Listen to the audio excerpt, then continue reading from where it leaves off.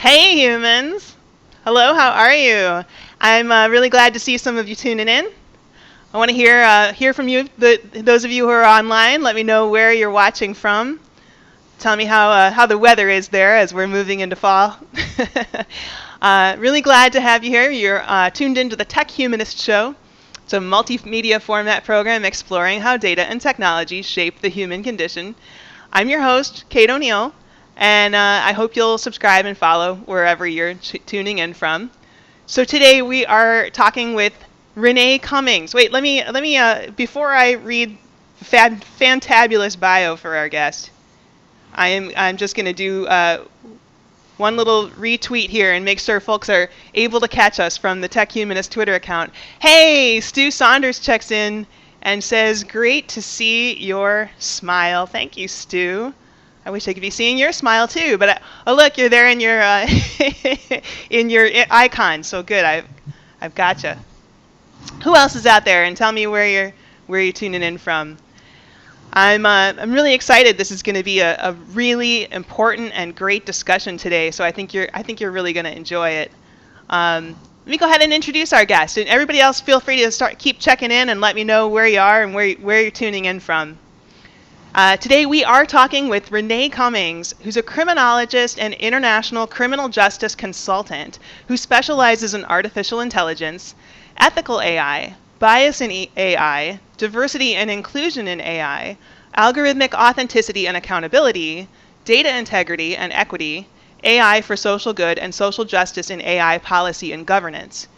Foreseeing trends and anticipating disruptions, she's committed to diverse and inclusive AI strategy development, using AI to empower and transform communities and cultures, securing diverse and inclusive participation in the 4IR, helping companies navigate the AI landscape, and developing future AI leaders.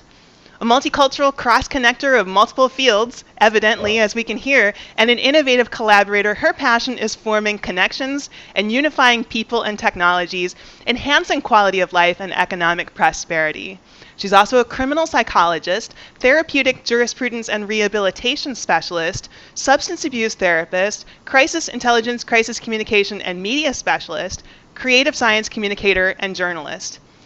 That's an impressive set of skills, if you ask me. She has a solid background in government relations, public affairs, reputation management, and litigation PR. She's a sought-after thought leader, which I can vouch for, following her on LinkedIn and Twitter. All I see all day long are like, this is where I'm going to be, this is where I'm going to be. I'm like, how do you have the time and energy in the day? Which is why I'm really, really glad she can join us today. She's an inspirational, motivational speaker and mentor, which I think you'll get from listening to her today. And Ms. Cummings is also a Columbia University community scholar. So audience, please start getting your questions ready for our incredible guest. Please do note that as a live show, while we'll do our best to vet comments and questions in real time, we might not get to all of them. But we very much appreciate you being here and participating in the show. So with that, please help me welcome Renée Cummings. Renée, you are on the show. Let me have you lift up, if you can lift up your camera just a little bit, or bring yourself up in the, there we go. Yeah, I don't want you cut off on the screen there. Renée, thank you so much for being here. Thank you so much for inviting me, Kate. It's certainly an honor and a pleasure to be with you. Oh my gosh, it's my honor. Thank you. Little note of administration. Let me go ahead and have you do a little bit more. If you can bring, if it's a laptop camera, if you can bring it down just a little bit. We're cutting off. You're like here. Oh, perfect, perfect. I don't want you to look back at it and see just this. Now I see this much. Can we do a little more? Perfect. I'm sorry. We should have caught this beforehand. Yes, it's much better.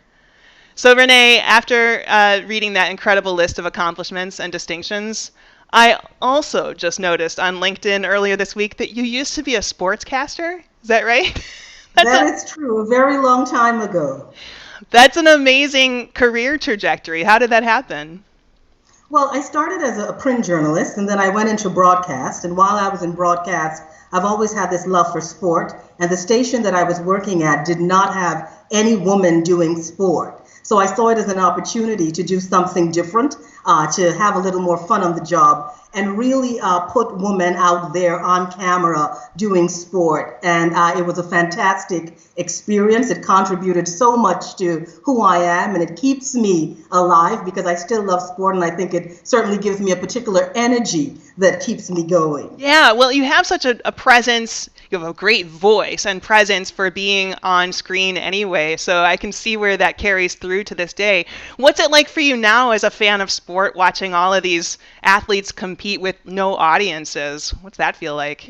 Well, that's where we are now, and it's Yeah. so many things that have created that, and it's so funny that what's happening in sport really informs the work that I do when it comes to social justice, racial justice, and even looking at things like race and COVID, and how COVID is really changing. COVID-19 is changing the ways in which we engage and we interact, and how AI is now really creating a new type of context for what sport is going to look like and what fans are going to look like moving forward. Yeah, it's also been really interesting to see the intersection between sport and social justice playing out over the last few months, right? With the sort of conscience coming from, I think the women's NBA league seems like then women's soccer has been doing a really great job of sort of leading the path, and then NBA following, and other leagues stepping up and saying, well, we're going to either strike or we're bringing the protest to the court or the field. That's really encouraging, it seems like. To me, how do you feel about that? Well, it is, and I think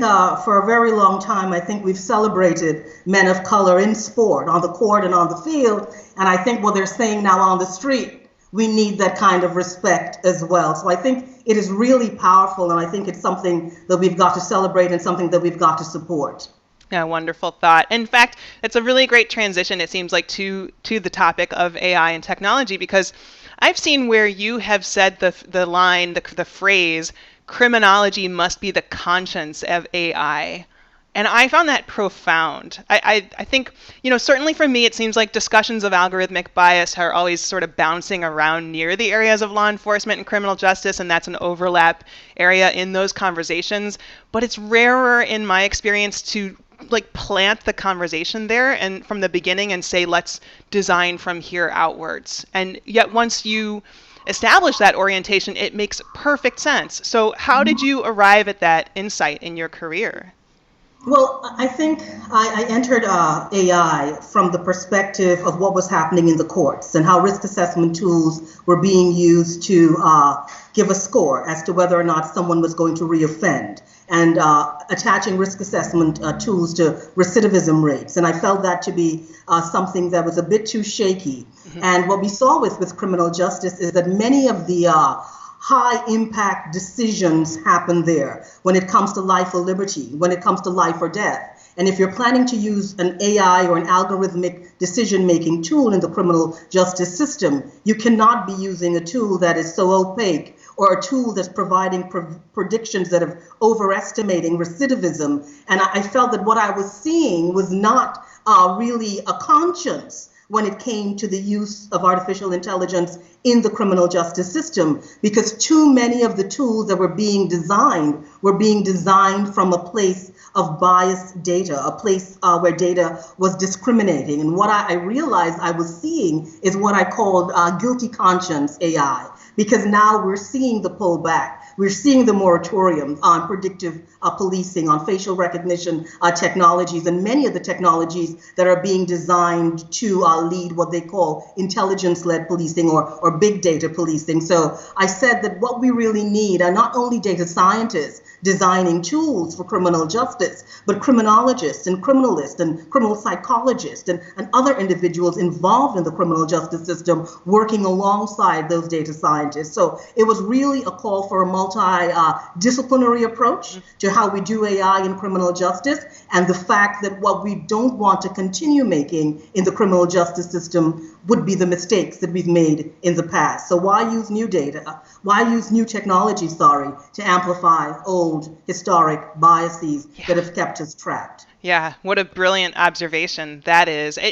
Because it seems to me that it may be possible to think of other applications of AI and algorithmic decision making that stand to affect more people in a broader range of ways, but it would be hard to think of an application that has a greater chance of doing more harm to an individual's rights, liberty, and quality of life than how law enforcement and criminal justice uses AI and other technologies, right? Is that a fair? Definitely. When you look at it, when someone is arrested, or when someone is incarcerated and someone has a sentence to serve, think of how the families are impacted. Think about what happens to a child when a parent is incarcerated. What happens to the trajectory of that child's life? And then you start to see the social cost of crime. So it's just not that one individual who is incarcerated, but it's families and generations that are impacted by that. So this is why I speak a lot about intergenerational trauma in data and the fact that we've got to look at the data and understand the history of the data, the psychology, the sociology behind it. It's just not numbers. It's lives we're playing with. Yeah. Yeah. And so when I think about the taxonomy of sorts of AI or algorithmic systems and how they intersect with criminal justice, I sort of imagine a few broad categories. Like I think about law enforcement, I think about courts, and then I think about detention or supervision of sort of parole and that sort of thing. And so first of all, my question to you is that a fair taxonomy in terms of the breakdown of how AI and other technologies intersect with law enforcement and criminal justice? Yeah, definitely. So it's going to be the police, it's going to be the courts, and it's going to be corrections. That's the triad in criminal justice. So Okay. you're going to find that those are definitely the big categories where AI would be applied. Okay, and then within that, do you find that you have equal focus across each of those areas, or is it more focus? Is your focus more, let's say, on law enforcement because it's sort of top of the funnel and the most urgent problem of policing and racial disparities? Well, I think what we're seeing right now would be policing and the courts, because those are the two that are up front. We're not seeing much what's happening in corrections because most of us don't exist behind the prison walls. But definitely there are things that are happening there. And what's happening now, and it's something that I keep speaking about, it's we're creating digital prisons. We're using AI to create digital prisons. So you don't have to be behind the prison walls to be serving a sentence with this technology. So that's how we're using it when it comes to algorithmic policing, and when it comes to the algorithmic decision-making systems in the judicial system, or when it comes to e-incarceration or what's happening there. We are creating those digital prisons outside. We are using the technology to create what I call the digital chokehold. And this is why I've been speaking so much in how we fuse AI and criminal justice.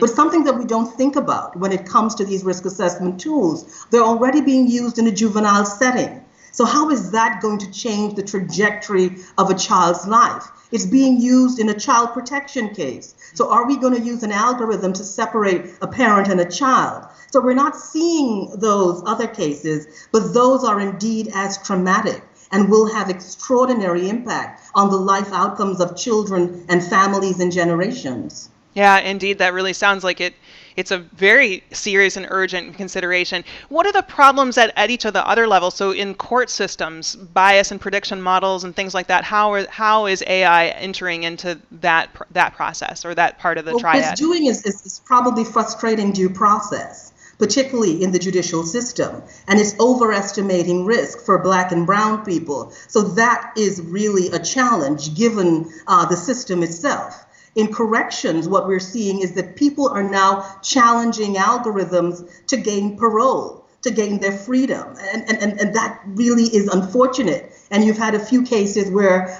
persons who were formerly incarcerated, returning citizens, had to challenge these vendors to get their freedom, to get the parole board to say, we're going to sign that release. So those are really critical things that we're not thinking about when it comes to AI, whether or not this technology is accountable, whether or not it is transparent, whether or not it is explainable. Do we have rights to peep into the black box? If someone is incarcerated and an algorithm keeps saying that you're a risk when you've done 15 years of good behavior, when you are ready to reconnect with your family and to build back your life, and now you have to face an algorithm, that is unfair. And indeed, that's why I say that criminal justice must be the conscience of AI, because those are some big decisions, and we can't leave those life and liberty decisions to an algorithm. Yeah, or even it seems like, or even to a set of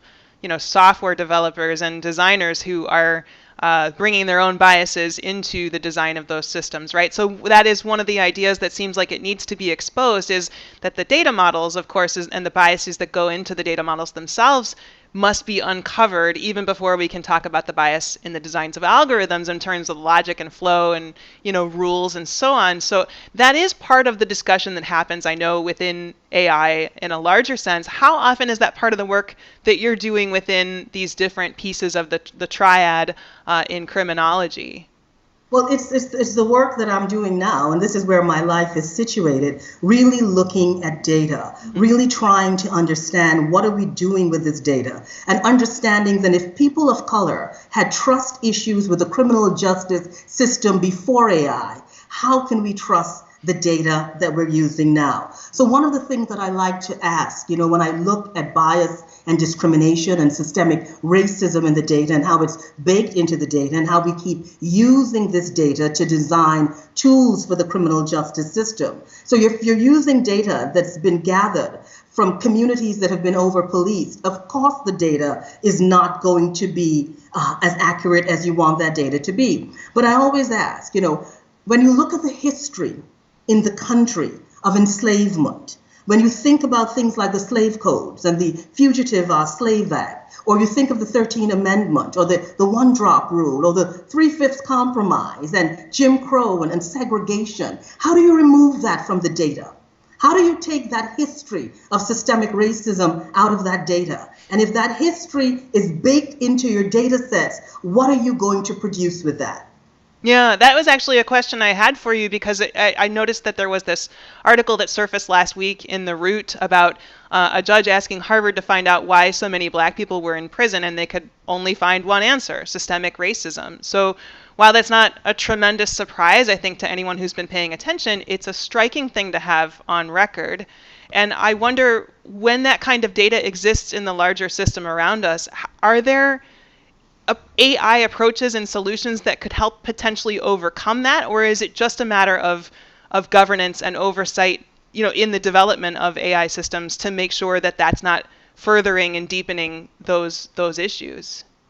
Well, I think there are many companies right now, particularly at this moment, where systemic racism seems to be on the front burner. In every conversation, there are many designers who are presenting tools that are looking for risks, detecting and monitoring and managing risks, and they have bias and discrimination in there and racism. But it's bigger than that.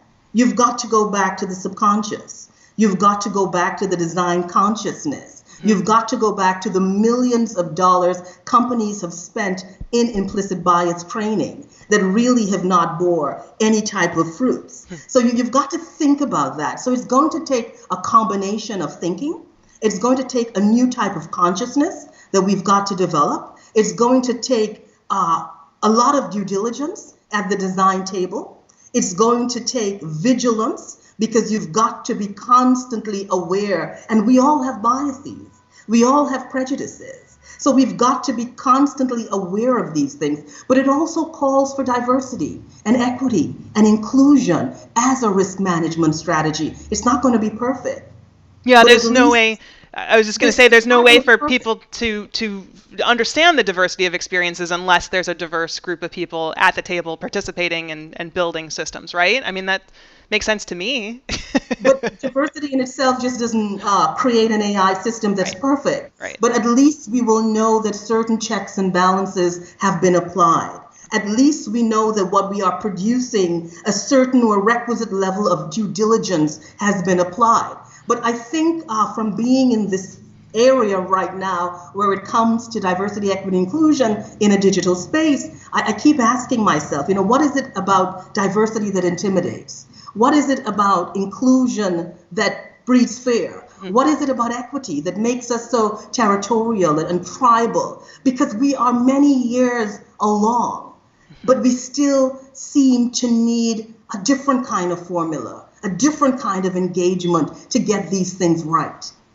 So you had a story, I heard on one interview, one discussion, you talked about a study that had been done at Stanford You seem like you know the study I'm talking about. Can you give us the lay of the land on that? Well, it was just a basic study that looked at implicit bias, and I think what the scholars were trying to do, and this is what they do now in law enforcement as well, when they do this shoot, don't shoot sort of simulation, trying to introduce positive images of Black men to see the kind of response that you're going to get. So maybe if you were to put the face of non-threatening Black men, maybe Will Smith, I don't know, right? So they were putting friendlier faces, trying to see what the impact would be. And they realized that when they introduced these friendly faces, handsome faces, good-looking, young, agile men, young Black men, the perspective changed. But how long did it last? And that is what they were saying. It lasted for a week, for 2 weeks, or 3 weeks, and then we fall back into our behavior, because that's how the psyche works. And that's how we work. Think about it like a diet. Sometimes you start a diet and it's working, and then we see a piece of chocolate cake or whatever it is that we like, and we slip right back into old behavior. So this is why I'm saying it calls for a different kind of consciousness. It calls for an eternal kind of vigilance. It calls for that kind of due diligence. It calls for, at the design table, intellectual curiosity and intellectual confrontation to ensure that those things are part of the risk management strategy. So it's just not only designing a risk culture or encouraging a risk culture in a tech organization, but it's about drilling down deeper into that.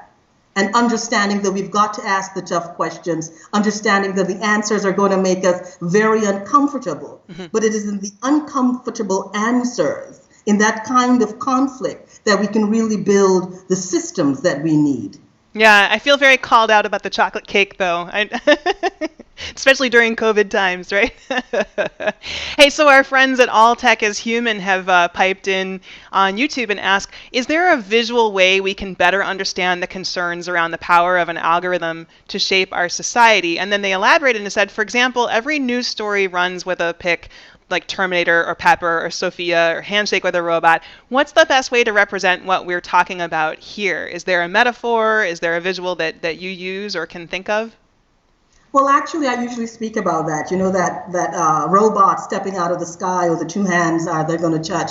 I think we've got to think about how do we rebrand that, because so many people are using the technology right now, but they don't know that they are using it. So most people are still waiting for AI to come. AI is here. It is super powerful, super pervasive. And I think people have got to understand that this is something that can have an extraordinary impact on society. I am very passionate about the technology, but passionate about the ethical use of the technology, the responsible use of the technology. AI we can trust. So I think we've got to build images that look as though trust is at the center, that look as though they can build public confidence. Because I think to ensure AI maturity, we have got to ensure diversity, equity, and inclusion is part of that, or else we're going to have a technology that is very immature. So I think things that build confidence, things that build trust, and really things that show that each of us have the opportunity to use this technology to do things that are better.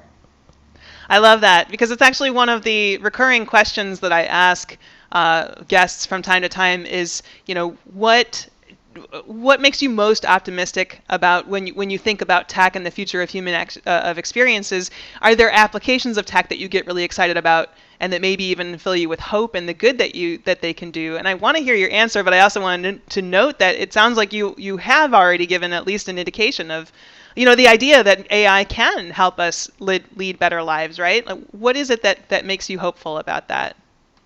Well, I am. It's a very powerful suite of technologies when you think of artificial intelligence, what it can do when it comes to communication and connectivity and connecting people who are apart. I mean, that's brilliant. What it could do in healthcare, it's absolutely amazing, the kind of change that AI can make in healthcare. Just about every industry, AI can have an extraordinary impact that could really create a world post-COVID that can be much better than the world that we were in before. So I'm very passionate about it. I'm very passionate, but I'm also passionate about doing it right, not creating any harm with the technology, inclusive innovation, ethical technology. Those are the things that I'm passionate about AI justice. And my passion is about using AI to create justice at scale, using AI in positive ways in the criminal justice system. You know, I think what we're doing now with it just trying to catch criminals, it's just the basic.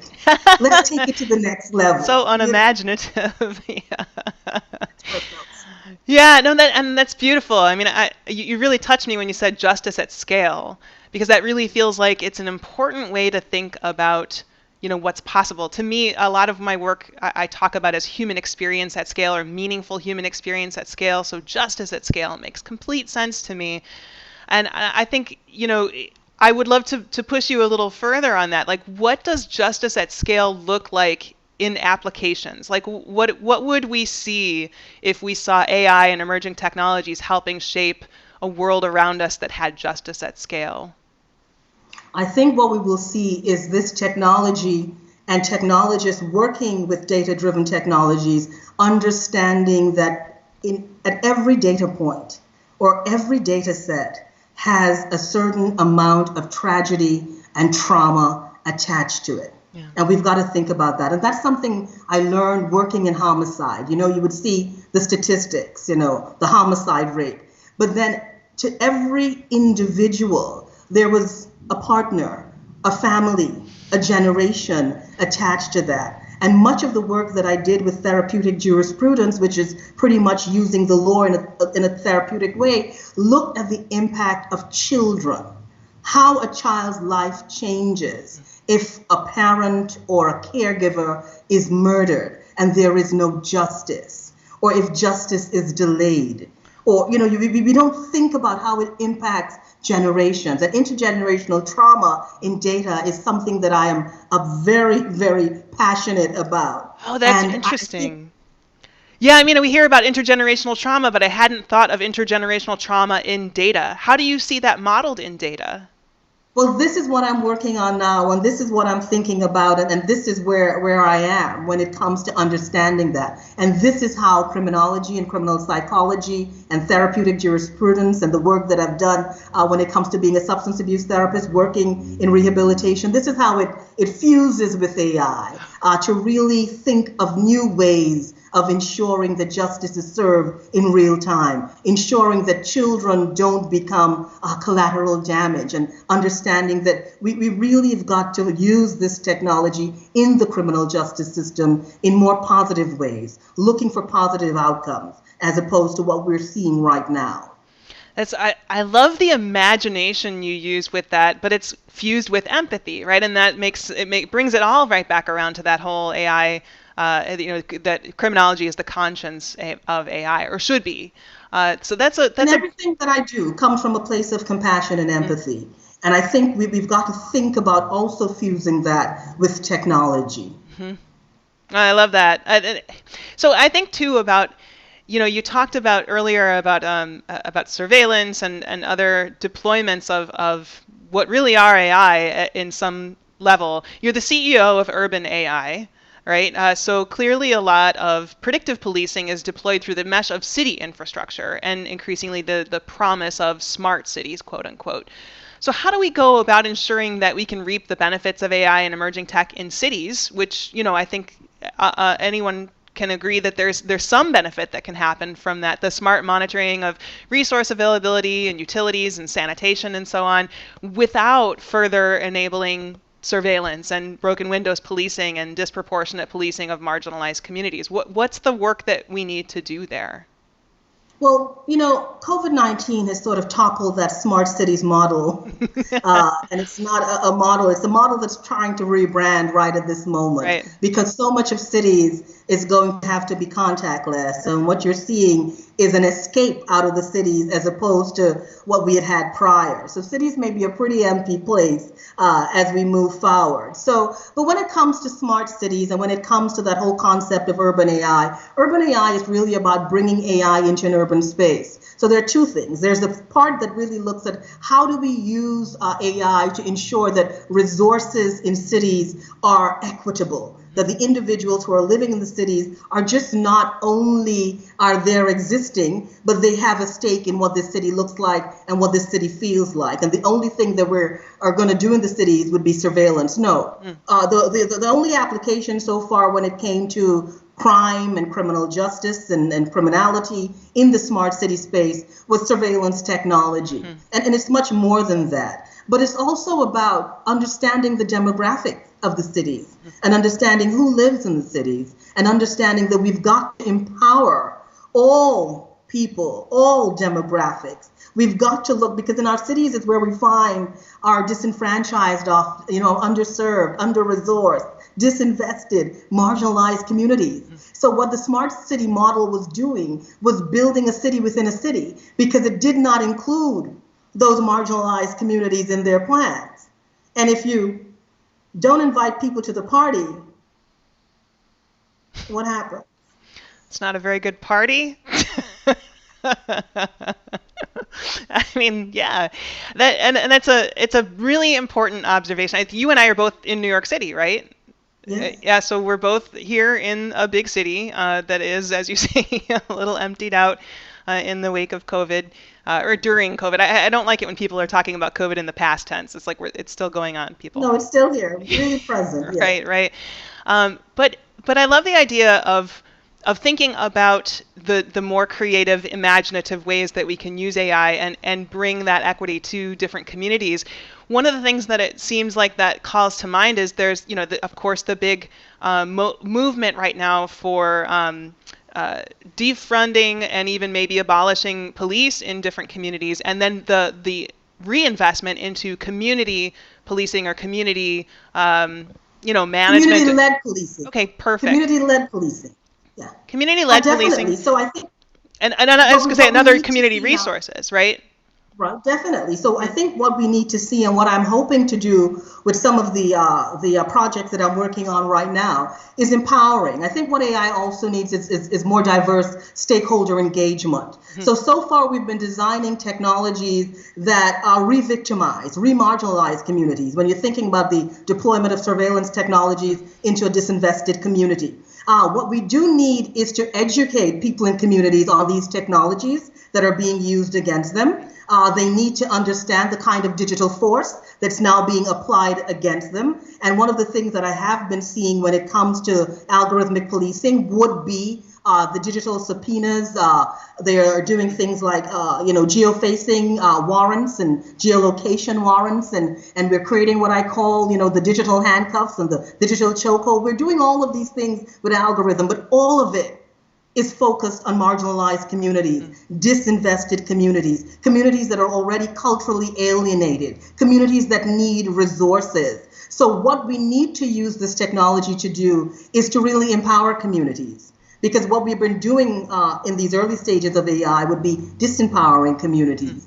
And what we really need to do is democratize this technology so people in communities understand how their data could be weaponized against them. People need to understand the power of their data. This is why data advocacy is so important, because data is a part of your civil rights. It's a part of your human rights. And most people are just not there yet when it comes to understanding, as we would say, the social dilemma of data. So people have got to think about that. But definitely more community-led policing, which means communities need to decide what type of resources are required in the communities. Because, I've been in policing for a very long time. It really doesn't make sense when a community is disenfranchised, when a family is already traumatized, where you have intergenerational trauma and free-floating anger, to apply law enforcement to that. That is not the solution that you're looking for. So definitely community-led policing strategies, as well as greater stakeholder engagement between communities and law enforcement in designing the kinds of strategies that are required. Yeah, that's a really super important area, and it seems like such a wonderful time for it right now, that intersection is happening between the growth and the discourse around AI and this movement around reforming police and thinking more creatively about community solutions and reinvesting in those communities.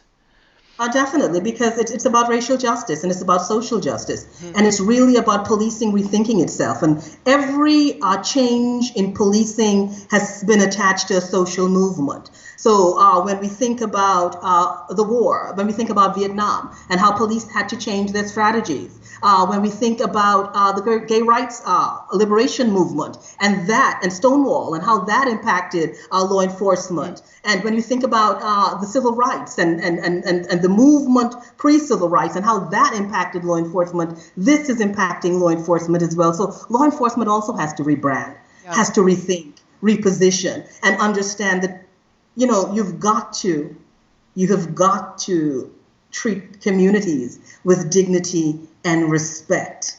And I think we've got to bring that back into the question. I love that. That's so important. When you think about regulations and protections, those that are in place now, those that you think are most vital to get into place, which ones come to mind as the most important to protect the most vulnerable and marginalized from wrongful prosecution, whether it be through faulty facial recognition or flawed algorithmic models that disproportionately identify black and brown suspects or anything like that? What do we need still? I think what we need at this stage is to do an audit and all the technologies that are out there when it comes to surveillance, law enforcement, how technologies are being used, because I don't think we have done that audit just yet. I think there needs to be an education. So people have got to be educated about their digital rights as you're educated about your civil rights and your human rights. You've got to be educated about how AI informs your rights. I think there are frameworks out there that we have been using, but they've been very broad. So we have the GD, the General Data Protection. We have that. We have the California Consumer Privacy. We have the Illinois. There's several. There's the algorithmic accountability. So there are all of these things that are out there. And there's so many. Every day it's a new framework. Every day it's a new ethical framework that's being applied. But one of the things that I keep realizing from some of these frameworks is that they mention diversity, equity, and inclusion, but they all come from a very Western and Eurocentric perspective. Yeah. So when you look at the committees and you look at the groups and you look at the designers, there's a total lack of diversity, equity, and inclusion, but they've become great slogans. Everybody's talking about it. But how do we operationalize this in real time? How do we make this change meaningful and sustainable? And how do we do things that speak to a particular kind of truth? And I think we're just not there yet. So when it comes to what's out there, we have got to understand that many of the technologies, because so many of these technologies are being designed, not in clandestine, but being designed not in the open. There's a lack of, many of them are not done through public procurement, or many of them are being funded by private agencies, private companies, grants. So we really don't know what law enforcement or what the justice system or what the companies who are designing for them are coming up with. So this is why it's so critical for individuals to be educated on their digital rights and to build that kind of public understanding. It's only going to make the technology better. Yeah, I agree. That makes total sense, and it's long overdue. And I love your point that so many of GDPR in California and all of the other things, there is, you say, it is this kind of glancing blow at diversity, like, oh, let's include diversity in there, but it's not. And everybody's talking about it now. Yeah. Everybody's talking about it. It's not oriented from there. It's not saying, hey, let's make sure that this is a truly inclusive framework and start from there and then build out, then design out from there. Definitely. Yeah, so that's beautiful. A lot of your work seems to have to do, and even your background includes psychology and so on, so it seems to have to do with understanding sociology and neuroscience and so on. So with so much focus in the moment within companies and organizations on trying to improve diversity and inclusion and reduce biases, and you also made a reference a little while ago about how some of that bias training has been ineffective. What do you find about whether we can unlearn bias and privilege and even racism, and what do we need to do that? What's the emphasis that we need to put forward in society for that? So it's not easy. No. It's certainly not going to be easy. It's like unlearning violence, and that's where I work, really trying to bring people back, people who are using violence, children who are using violence. But it comes to exposure.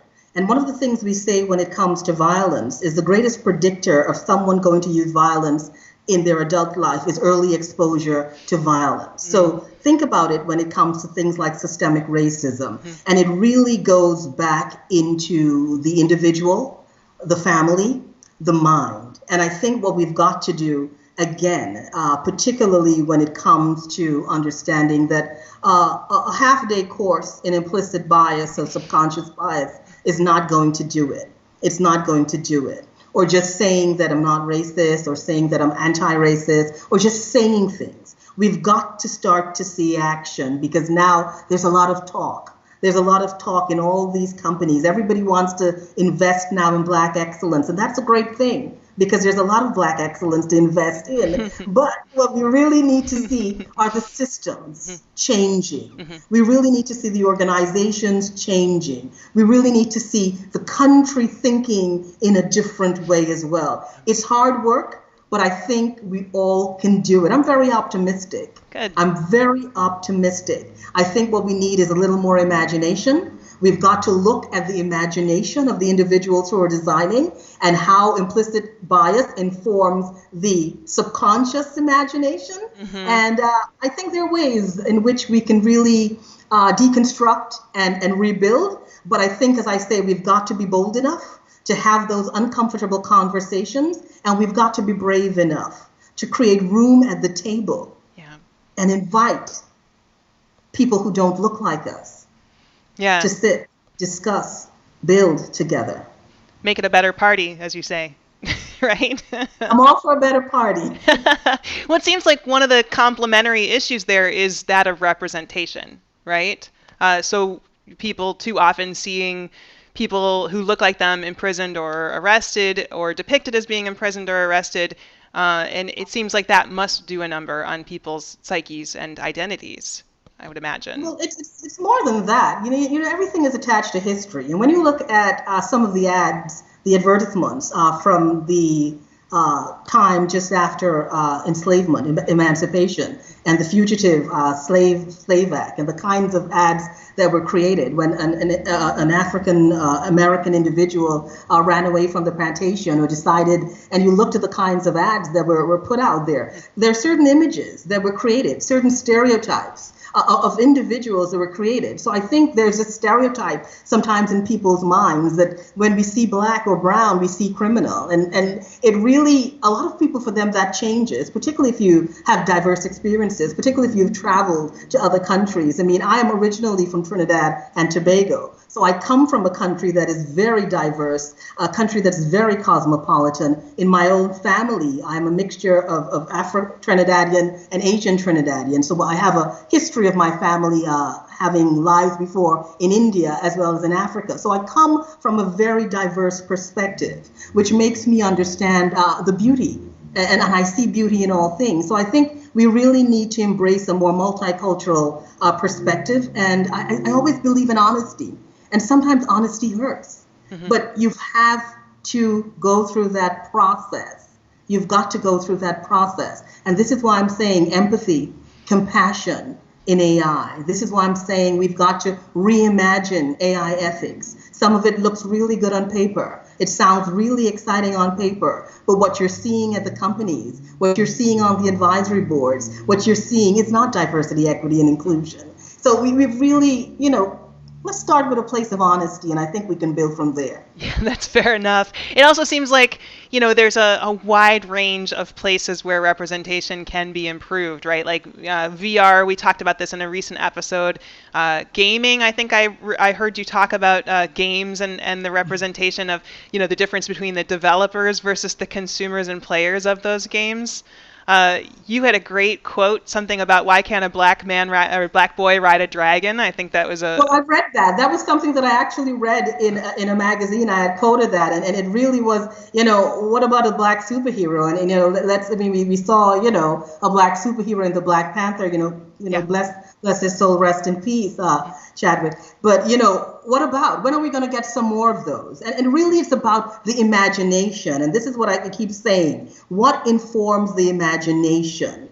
Does implicit bias inform the imagination? So if we're imagining, if we're using this great technology to design something that is new, why do we keep replicating old stories, biased traditions, old ways of thinking and operating that we are using new technology to create?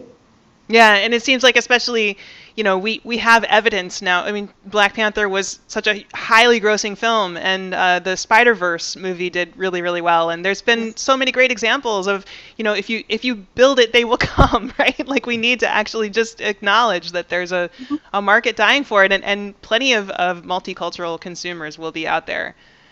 So hopefully, fingers crossed. Hey, you talked earlier about so much of the emphasis with AI and criminology being on policing and communities and street crime. But I also I noticed that when we think about that intersection of AI and crime, there's also the angle of maybe new crimes that can be committed through the interventions of technology, right? So identity fraud, cybersecurity, financial schemes, and so on. So I actually heard you use the expression crimes of the suites in contrast to crimes of the streets, which is brilliant. I love a little wordplay. Do you spend much of your time in that space, examining, whatever types of new crimes AI could help facilitate and helping build that sort of infrastructure to deal with that? Well, actually, I've not been doing a lot of that right now, but it's something that I had done, I've done in the past. So I do look at new crimes. It's something that I'm just doing on my own, looking at new crimes. But also, I did a lot of work on investigating white-collar crime and the psychology of white-collar crime and profiling white-collar criminals. And this is why I'm saying that so many of the tools that are being designed are all focused on the street, the low-hanging fruit. Let's use the technology to really look at other spaces where crimes is happening. And of course, there's much work happening in cybersecurity and looking for those bad actors. But there are other things that we can do when it comes to using the technology and just not investing in in over-policing communities that have been so traumatized by law enforcement in the past. There's so much more money to be made from prosecuting those big crimes anyway. But you wouldn't think that, right? When everyone is just on the streets, on the street corner. It really does. It's like one note. It doesn't play.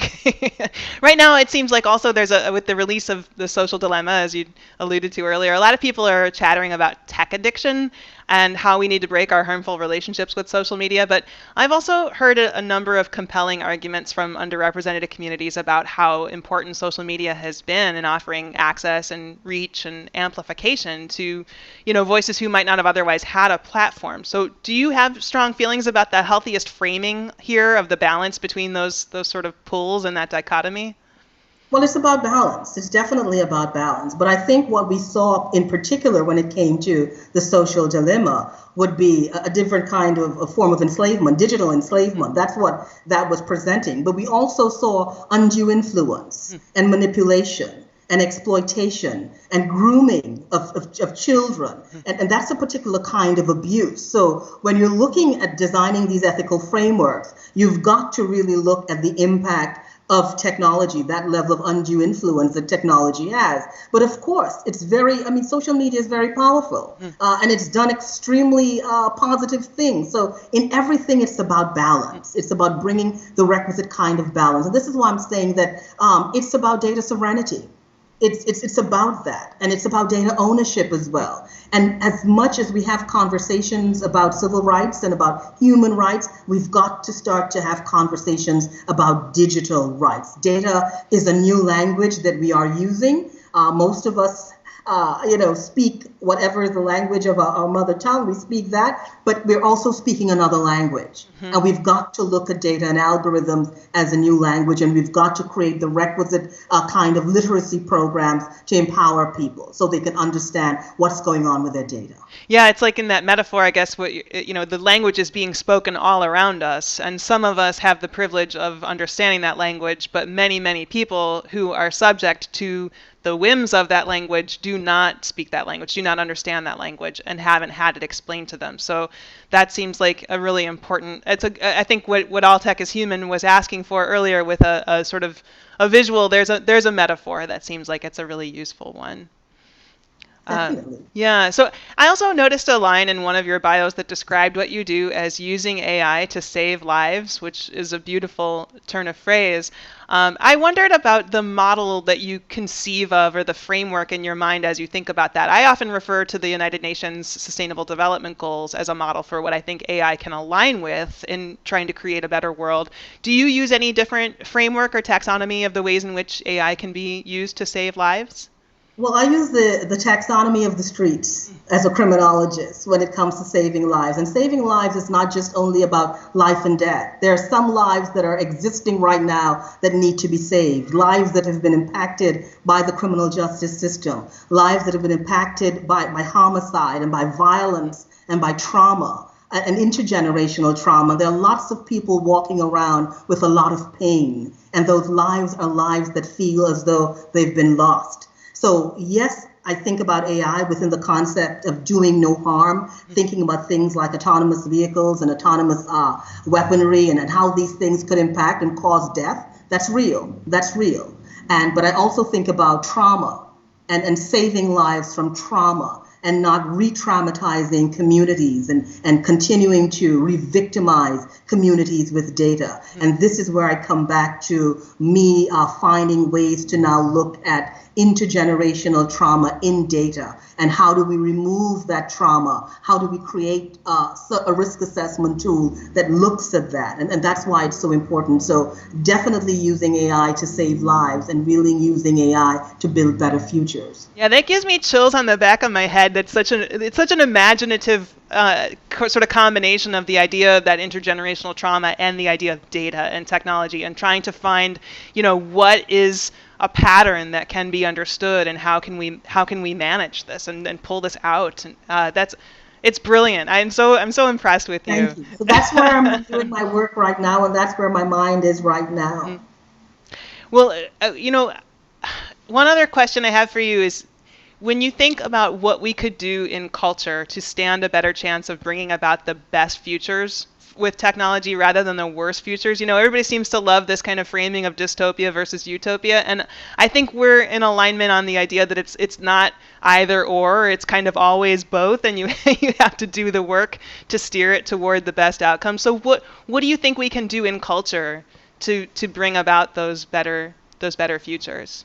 I think we've got to understand, of course, representation is critical. We've got to amplify voices.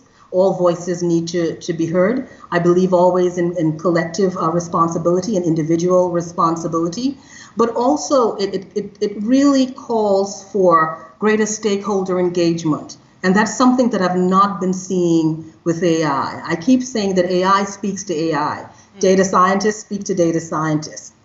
And that's what we've been seeing. So we definitely need a more multidisciplinary approach. We need more criminologists, more social workers, more educators, more psychologists. We need to bring different types, artists, different types, musicians, into the conversation, because this is a technology, as I said to you, I'm so passionate about it. Mm-hmm. Its power, its potential, its pervasiveness, and its promise. It's extraordinary promise, but we've got to ensure that promise is for all. And we've got to look at the inherent privilege and power in this technology. And we've got to try to find more ways to do more diverse stakeholder engagement in AI. And we've got to bring more diverse voices in the technology. And I think because of the lack of diversity and inclusion, I think, the imagination of AI is being cheated. Yeah, I like the way you put that, because it does feel like to me some of the things that we've talked about here today and that I've heard you speak about since I've been following your work are far more imaginative and creative than I hear from any other expert or in any other circle. And I think it does probably stem from, this reorientation. You saying criminology has to be the conscience of AI. And what I feel like you mean, and this may be not correct, but what I'm going to tell you what I hear is the idea that we need to really understand the humanity of those in the criminal justice system. Is that a fair way to characterize that? We've got to. And how do they enter the criminal justice system? How do they enter? And why is it that a particular group enters faster than any other group and spends more time in there? Why is that? What is wrong with the system? What is wrong with society? And I think we don't understand the impact of trauma, but we experience it. Mm-hmm. We don't understand how it impacts a generation, and how many people in a family become victims of that experience. And I think one of the things that we're seeing, yes, when it comes to AI is that, we think that somehow criminal justice and persons who are incarcerated and persons with a propensity or proclivity to, to do crime, or people who've done crime before, or people who have a criminal record, or people who are known to the police, somehow it makes them open season. And it doesn't. Mm-hmm. It doesn't make them open season to create technologies to further traumatize or victimize or those communities. It doesn't. And I think we've got to think about that. And when we look at the criminal justice data, it's data that I've worked with for many years. How do you enter a gang database? How do you get into that? You could be in the community. You could be on the street. You could be at the street corner where there's arrests done. Police, there's sometimes there could be victimization included in that data, mistaken identity. Mm-hmm. How does a 10-year-old or 11-year-old end up in a gang database or the FBI database? I mean, we've got to think about how we've been collecting criminal justice data. And if we're using that to design technology, what are we going to get? Yeah. I think what I wanted to also point out or include here is a link to our peers, our colleagues over at All Tech is Human have published this responsible tech guide in which you are featured, and I am, but you are profiled in this guide, and I think there's going to be some value for our listeners, for our audience here, to look into this and understand a wider array of, the kinds of things. It's a brilliant document. I call it a jewel. I think David has given us a gift. And I really appreciate the work that he's been doing and his great team at All Tech is Human. And we've got to think about responsibility, individual, collective responsibility. What is responsible tech? And you've got to think about accountability and transparency and explainability and auditability and all of these great things. And you've got to always remember due process.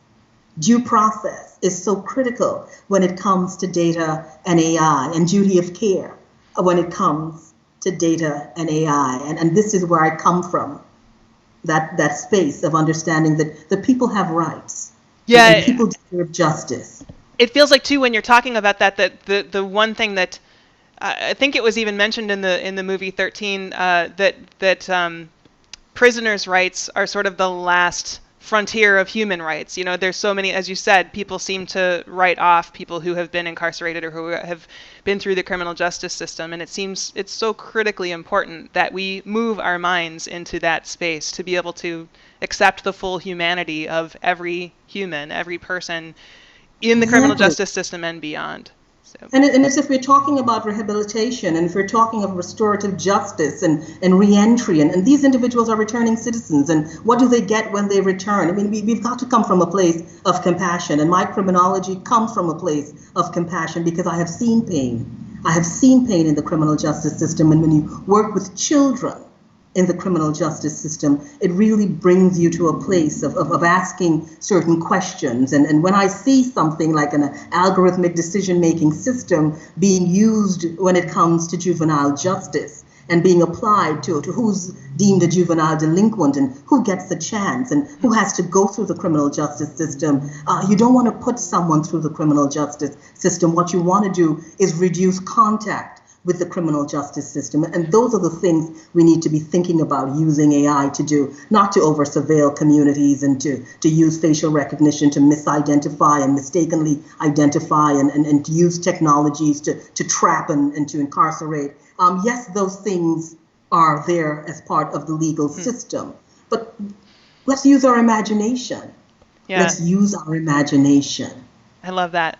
It's a very boring interpretation of it if you just do it that way. I love your interpretation. I think that's beautiful.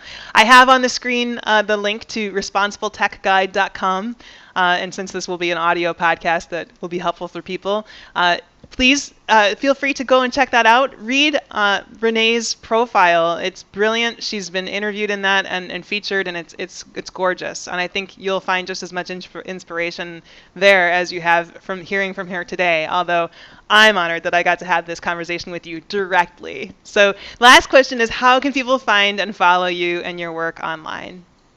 Well, I'm on all social media platforms. Most people reach out to me via LinkedIn, Twitter, Instagram, Facebook, wherever. I always respond, and I do some mentoring with Women in AI Ethics, another great organization that has been bringing a lot of diversity, equity, and inclusion to the space, and another organization that has been celebrating, of course, Black women in AI, which is so important, Black and Brown women in AI, which is really critical at this time. So, so whenever they reach out, I always respond. So wonderful. You heard it here, people. You can reach out, do your own interview, bring Renée to more stages and more platforms, because this creativity needs to be heard. I love the compassion and the creative approach that you bring to this, and obviously your passion. It's so clear what comes through. So I want to thank you very, very much for joining me here today.